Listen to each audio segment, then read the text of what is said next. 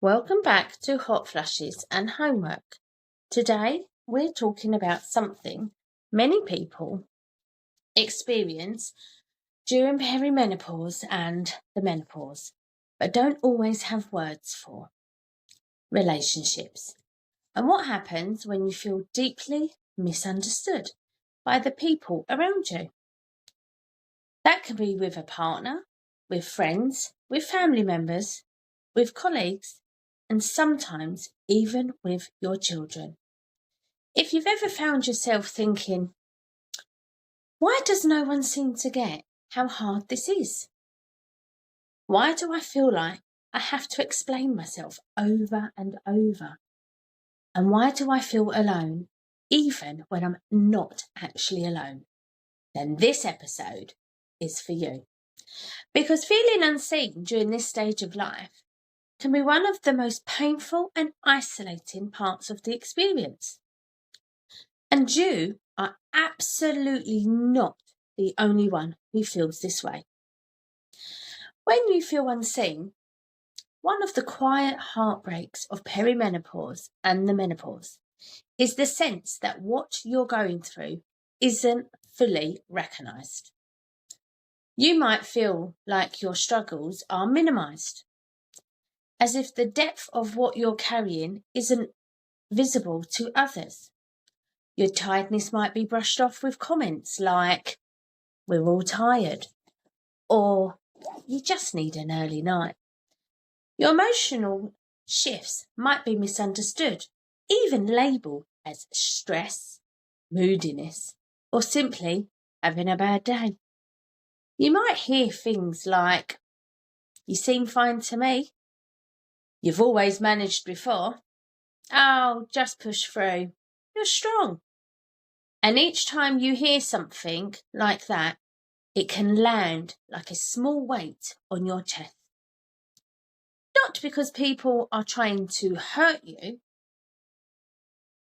but because it reinforces a quiet message that what you're experiencing isn't fully seen. Over time, that can make you feel smaller, less able to speak more honestly, more likely to question yourself and feel alone, even in a room full of people who care about you. Why this happens? Part of the reason this happens is simple. Perimenopause and menopause are still widely misunderstood. Despite how many people go through this transition, there is still a surprising lack of awareness about what it actually feels like day to day. Many people can't see what's happening internally. The hormonal shifts, nervous system changes, the cognitive load, the physical fatigue that isn't solved by a good night's sleep. They may not understand how fluctuating hormones can affect your mood, patience, resilience, memory, motivation, or sense of identity. They may assume that because you look the same, you have the same capacity, the same energy, the same tolerance, the same ability to juggle everything. Often, they're not being dismissive on purpose. They simply don't know. They may never have been taught. They may not realise how significant this transition can be.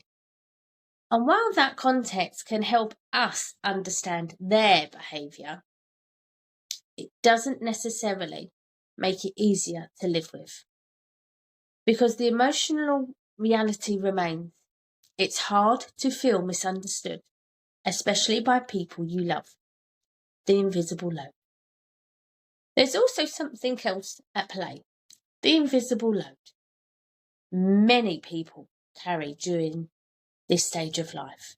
You may be supporting children, teenagers, or young adults. You may be caring for aging parents. You may be managing work responsibilities, household logistics, emotional labour, and the quiet task of holding everyone else together. And on top of all of that, your own internal landscape is shifting. Your body feels different. Your energy is less predictable. Your patience may be thinner. Your sleep may be disrupted. Your sense of self may feel less certain.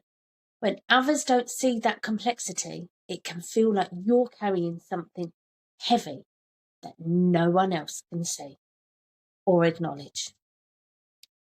The cost of not speaking up. When you don't feel understood, it can be tempting to go quiet. You might withdraw emotionally. You might stop sharing how you feel because it seems easier than explaining again. You might start saying, "I'm fine," even when you're not. You might lower your expectations of support. Or you might carry more on your own because asking feels exhausting. Over time, that silence can turn into resentment. Not because you want to feel resentful, but because your needs aren't being met. You might feel lonely within relationships that once felt easy. You might question whether people really see you, and you might start to believe that needing support is somehow asking too much. But silence where it can feel protective often deepens isolation. Being understood requires some level of being seen, and that usually involves speaking up, even when it feels vulnerable.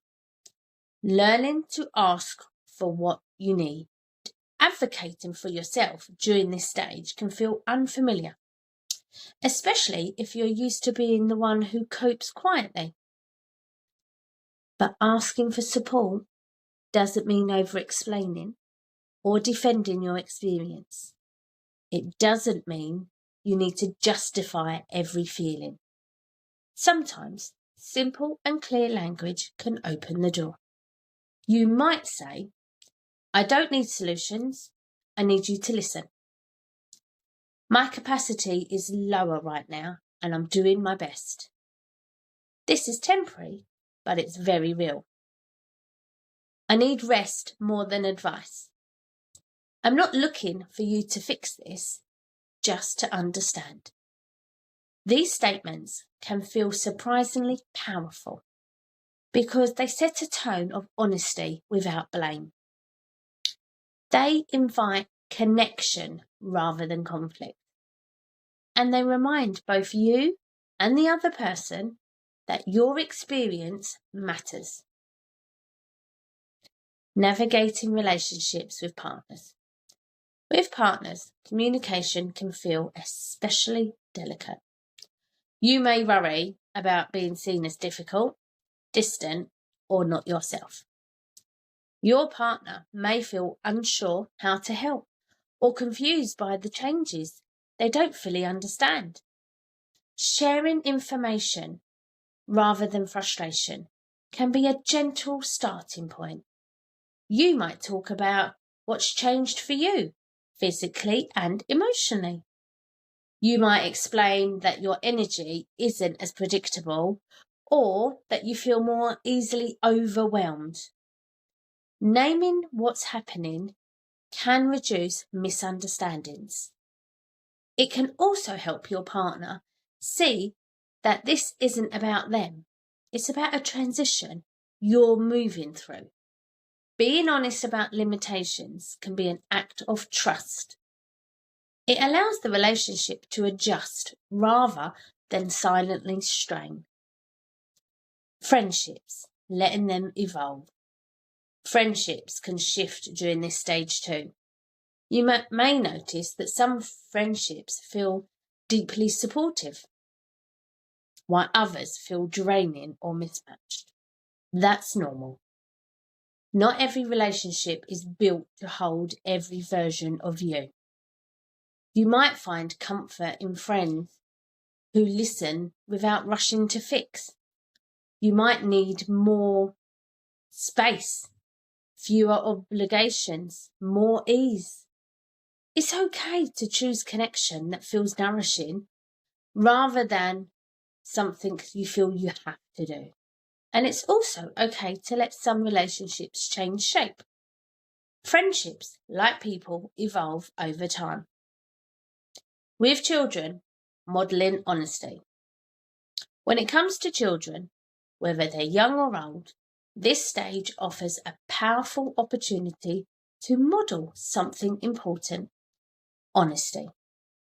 Self-care, age-appropriate honesty can help them understand that bodies and emotions change, and that taking care of yourself is not something to apologise for. You might say, "I'm feeling more tired lately, so I'm resting. My body is going through changes that can affect my mood sometimes. I'm still here for you, and I'm also taking care of myself." This kind of openness shows that emotions are manageable, that repair is possible after difficult moments, and that caring for yourself is a normal part of being human. The emotional layers. Feeling understood often touches deeper emotional layers. It can bring up old patterns, times when you felt overlooked, expected to cope, or unsure whether your needs mattered. This stage can amplify sensitivity, making those feelings feel closer to the surface. You might notice a stronger desire to be seen, not just for what you do, but for who you are. And that desire is not weakness. It's a natural longing for connection. Accepting what might not change. One of the hardest truths is that some people may never fully understand. They may try, but their perspective may remain limited. Or they may simply not have the emotional capacity to meet you where you are. That can feel deeply painful. It's okay to grieve that reality. Grief doesn't mean giving up on the relationship. It means acknowledging what is and recognizing that your experience is valid, even if it isn't fully mirrored by others. You don't need universal understanding to honour your own reality. You are allowed to trust yourself. Finding your support system. Sometimes understanding comes from unexpected places. Support groups, communities, therapists, or conversations with others going through similar experiences can provide a sense of recognition that feels deeply relieving. Hearing "me too" can be incredibly powerful. It reminds you that what you're feeling isn't unusual or exaggerated, it's shared. And that sense of shared experience can soften the loneliness. Being gentle with yourself. Perhaps most importantly, this is a time to practice gentleness towards yourself. It's easy to criticise yourself for being less patient, less energetic, or less resilient than you once were. But this stage is not a personal failing. It's a biological transition. Your body is doing something significant. Offering yourself compassion rather than pressure can change how you move through it. You might remind yourself, "I'm allowed to move more slowly. I'm allowed to need support. I'm allowed to honour what I'm feeling." Reframing misunderstanding. Feeling misunderstood doesn't necessarily mean you're alone. It may simply mean others don't yet have the language or awareness. Sometimes your experience can create new understanding, and sometimes acceptance rather than explanation brings peace. Both are valid paths. If you are listening today and recognizing yourself in these words, consider this a gentle invitation. Notice where you might be carrying more than you need to. Notice where you might benefit from asking for support, even in small ways. Notice where you might soften your expectations of yourself. You don't have to do everything alone. If this episode resonated with you, be especially gentle with yourself today. Feeling misunderstood doesn't mean you're doing something wrong. It means you're moving through something real, something that deserves compassion and care. In the next episode, we talk about boundaries, how to say no, how to protect your energy, and how to do so without guilt or apology. Thank you for listening. You're not asking for too much. You're asking for what you need. If you found this episode helpful, don't forget to subscribe to our YouTube channel so you never miss an episode, and find more support there.